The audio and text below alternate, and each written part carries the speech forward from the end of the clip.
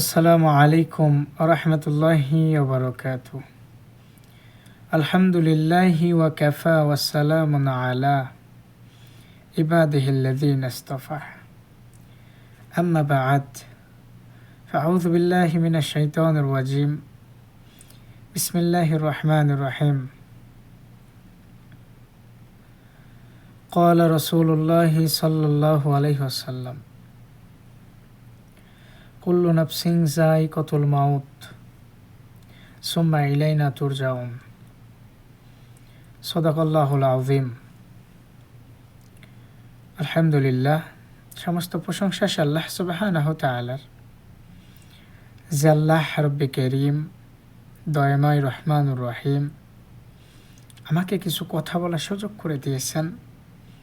এজন্য আল্লাহ তাআলার কাছে দিল থেকে শুকরিয়া আদায় করি আলহামদুলিল্লাহ।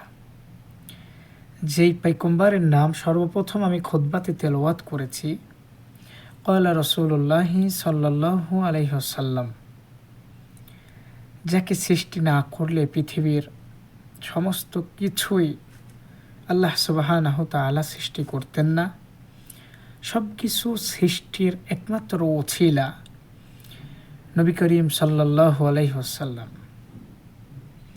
যার আদর্শ মানার কারণেই আজকে আল্লাহ সুবহানাহু ওয়া তাআলা আমাদেরকে দামি বানাইছেন। ঠিক আছে না?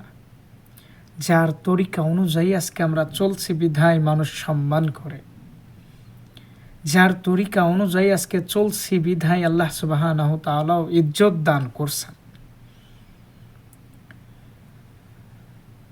লম্বা কথা নয়, সামান্য কিছু কথা, শরীরটাও একটু অসুস্থ, তারপরও মিডিয়া ভাইদের আবদারে কথাগুলো রাখতে হয়।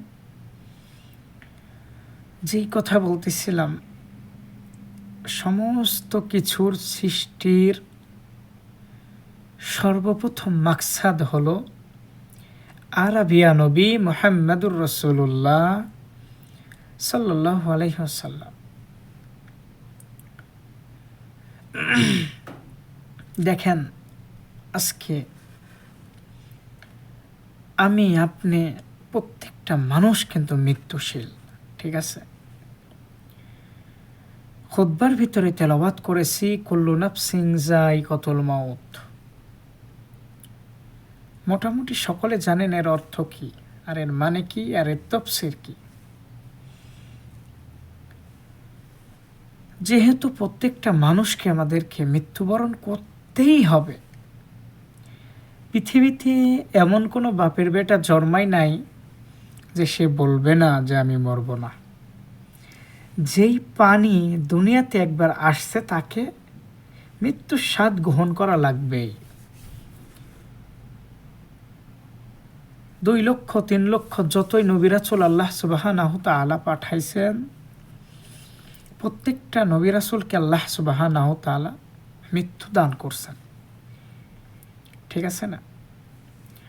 সো আমি আমার কথা বলেই ধরি।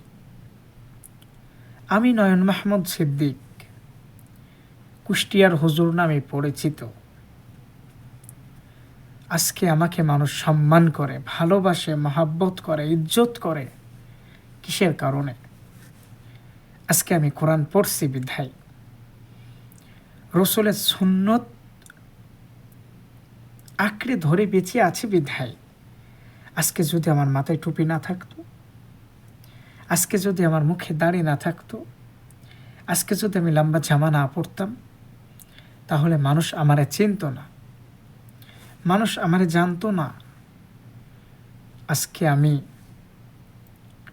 নবীজির আদর্শকে মেনে নিয়েছি বিধায়, আল্লাহর কোরআনকে বুকে জড়িয়ে নিয়েছি বিধায়, কোরআনের উছিলায়, নবীজির সুন্নতের উছিলায় আল্লাহ তাআলা আমাকে ইজ্জত দান করেছেন, সম্মান দান করেছেন। আজকে হাজার হাজার ভক্ত আমার আছে, প্রত্যেক দিন তাদের ফোন আসে, কেমন আছেন, আমার খোঁজ খবর নেই। ঠিক আছে না? অনেক দাওয়াতও আসে, বাট আমি বর্তমান দেশের বাইরে আছি, সেই জন্য দাওয়াত গ্রহণ করা সম্ভব হচ্ছে না। ঠিক আছে? যেহেতু মৃত্যুবরণ আমাদেরকে করা লাগবেই, এই যে আমাদের ভোগ বিলাসের দুনিয়া, রাজপ্রাসাদ গড়তেছি, খেয়ে না খেয়ে, হারাম হালাল কিছু না বেছে কোটি কোটি টাকা খরচ করে একটা ফ্ল্যাট তৈরি করতেছি। এমন একটা সময় আসবে যেই ফ্ল্যাটে আমি কিছুদিন থাকার পরে ইন্তেকাল করব। তখন কি করবে আমার আত্মীয় স্বজনরা, বন্ধু বান্ধব, ভাই ব্রাদার সকলে মিলে আমারও এই রাজপ্রাসাদ থেকে বের করে নিয়ে এসে একটা চান্দুয়া টাঙিয়ে দিবে, ওর নিচে একটা কিছু রেখে আমাকে ওখানে রাখা হবে। রাগ করবেন না, একটু বিরক্ত করতেছি, যাই হোক আমি আমাকে দিয়ে বোঝাই। তো ওই রাজপ্রাসাদ থেকে বের করে নিয়ে এসে নিচে নামায় রাখবে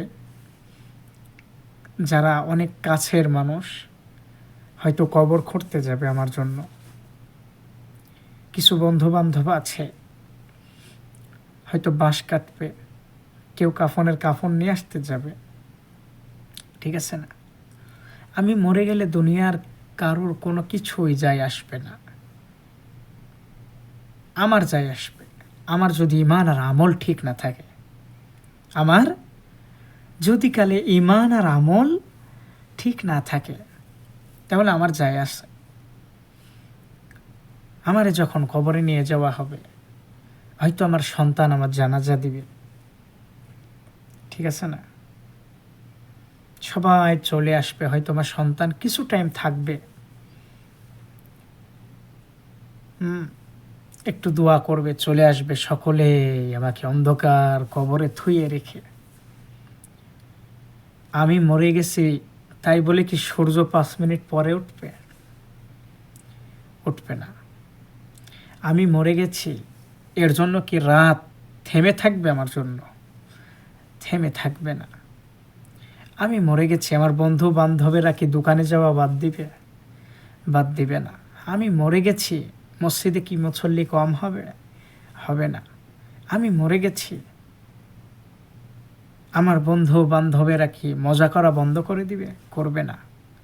আমি মরে যাওয়ার পরে একদিন না হইতেই আমার বন্ধুরা ঠিক ওই টাইমে দোকানে এসে আড্ডা দিবে, হয়তো আমি তাদের ভিতরে নাই, ওরা ঠিকই আড্ডা দিবে, ঠিকই মজা করবে, ঠিকই চলতে থাকবে তাদের মতন। আমি মরে গেছি, হয়তো আমার সন্তান কিছুদিন কান্না করবে, তারপরে ঠিকই তাদের বন্ধুর সাথে চলাফেরা করবে। আমার ওয়াইফ হয়তো কিছুদিন কান্না করবে, তারপরে আমার ওয়াইফের বাবা মা আসবে, এসে আমার বাবা মার কাছে এসে বলবে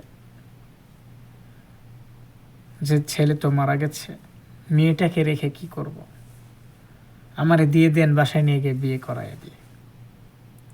আমার ওয়াইফও তেমন কি করবে? চলে যাবে, সেও হেসে খেলে জীবন বিলাস করবে, আর এক জায়গায় তার বিয়ে দিয়ে দিবে। বাট আজকে আমি যদি মারা যাই আমার আপত্তি আছে। আপনি বলবেন মরে গেলে কিসের আপত্তি? আমার যদি ইমান আর আমল ঠিক না থাকে, বেনামাজি হয়ে যদি কবরে যাই, মুনাফিক হয়ে যদি কবরে যাই, ইমানওয়ালা না হয়ে যদি কবরে যাই, তাহলে আল্লাহ সুবহানাহু তাআলার কাছে কি জবাব আপনি দিবেন? আমি যেগুলো বললাম এটা কিন্তু বাস্তব কথা, ঠিক আছে না? কিছুদিন হয়তো ভুলে যাবে সকলে, কিছুদিন মনে থাকবে, তারপরে সবাই ভুলে যাবে। সূর্য সূর্যর টাইমেই উঠবে, চাঁদ চাঁদের টাইমেই উঠবে, রাত রাতের টাইমেই আসবে, দিন দিনের টাইমেই হবে। মধ্যে থেকে তোমার আমার পান পাখিটা চলে যাবে অনন্তকালের জন্য। এই জন্য সময় থাকতে নামাজওয়ালা হয়ে যাও। ভোগ বিলাসের দুনিয়া কিচ্ছু না, দুনিয়া অনেক স্বার্থপর। এই দুনিয়া কাউকে থাকতে দেয় না তো। চোখের সামনে বাবারে হারিয়েছি, চোখের সামনে দাদিরে হারিয়েছি, চোখের সামনে আত্মীয় স্বজনকে হারিয়েছি, চোখের সামনে চাচাকে হারিয়েছি। না জানি মালাকুল মউত কখন আমার কাছেও চলে আসে। কুল্লু নাফসিন যায়িকাতুল মাউত, প্রত্যেকটা মানুষ মরণশীল, মৃত্যুবরণ করতেই হবে। ধন সম্পদ, বাড়ি গাড়ি, অর্থ দিয়ে কোনো কিছুই কাজে আসবে না আমার। আজকে সামান্য কিছু টাকার মালিক হওয়ার পরে পা জমিনে আর লাগে না। ভোগবিলাস, নিজেকে অনেক পাওয়ারফুল মনে করে, কিছুদিনের ক্ষমতা নিয়ে দাপট, একবার মর, বেনামাজি হয়ে মর, তারপরে দেখ কবরের ভিতরে না জানি আল্লাহ সুবহানাহু ওয়া তাআলা তোমার জন্য আমার জন্য কি ভয়ঙ্কর আযাব রেখে দিয়েছেন। সো একটু চিন্তা করব বাবারা, ভাইয়েরা, যুবক ভাইয়েরা আমার। সময় আমরা ভাবতেছি এখন তো আমি যুবক, এখন মরব না। আমার চোখের সামনে আমার যুবক বন্ধু অনেক ইন্তেকাল করেছে। কার কখন মত চলে আসবে আমরা কেউ জানি না। ভোগবিলাসের জীবন ছাড়ো। নবীজি হাসতেন কম আর কান্না করতেন বেশি। হাসও নিষেধ নেই, তবে নবীজির আদর্শ দিয়ে জীবনটারে গঠন করো, কোরআনটারে বুকে জড়াও, রসুলের সুন্নত দিয়া নিজের জীবনটারে সাজাও। কবে নামাজ পড়ছো একটু চিন্তা করে দেখো, কবে রোজা রাখছো চিন্তা করে দেখো। একটু আল্লাহকে ভয় করো, একটু আল্লাহকে ভয় করো। না জানি কখন মালাকুল মউত চলে আসে, এসে ঘ্রাও করে পাকড়াও করে তোমার আমার পান পাখিটা নিয়ে চলে যাবে। তখন আর সময় থাকবে না, শুধরানোর সময় আর তখন থাকবে না। ভোগবিলাসের জীবন ছাড়ো, আল্লাহর প্রেমে পাগল হয়ে দেখো কত মায়া আর কত মজা আর মহাব্বত লাগে। আল্লাহ তাআলা আমাদেরকে সঠিক বুঝ এবং জ্ঞান, 5 ওয়াক্ত নামাজওয়ালা হিসেবে আল্লাহ তাআলা যেন আমাদের কবুল করে। সকলে পড়ি আমিন।